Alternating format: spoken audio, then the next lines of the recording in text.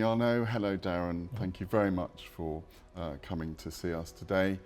Before we start, can you just explain to the viewers who you are and what you do? So if I start with Emiliano. Hello, Nick. Thank you for the invite. I am Emiliano Doveri. I have the privilege to lead the strategic partnership, public sector and public transportation market at Nexi. Thank you, Nick. My name is Darren Woodward. I work for Dojo, a UK fintech that operates in the experience economy. Fantastic. So we're here to talk about the challenges in the payments industry. I want to ask you both, what are the top 3 market challenges you're facing as acquirers? Emiliano, if I could just start with yourself. Top 3 challenges we are coping with in Nexi are combining the best customer experience with compliance and taking advantage of the massive amount of money we are investing in compliance. Extracting the best of the value from data and investing in long-term partnership. And Darren, what about yourself? What do you see the 3 challenges are for you in the industry? So the 3 challenges that I see for Dojo, first one is a pace of change, and that's driven by consumer demand and just technology changes that are coming in the industry. The second one is delivering an excellent customer service, make sure the customer experience is beyond the expectations of a consumer and a merchant. And the third one is just making sure that we've got the management of fraud and security under control and ensuring that that's a solution set that protects our merchants. Looking ahead, looking at our crystal ball, what is the big trend that you see in the payment industry, and how are Nexi and Dojo preparing to address it?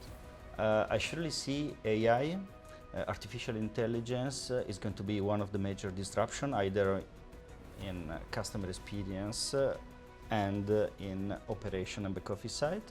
And also, no one talks about this, but I think digital identity.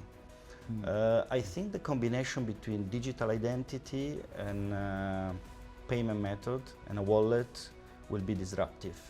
And will be disruptive in different ways. Mainly in improving the customer experience, because once you are immediately recognized in the same instrument, you have your ID and your payment method is disruptive. But also in compliance, because can you imagine the quality, the reliability of the data coming from a strong identifications, coming from your digital identity. So I think digital identity will be one of the most interesting trend in the next year. Darren, what about yourself? What do you think the main trend is going to be moving forward in the industry, and how would Dojo sort of address that? Yeah, I think there's many trends.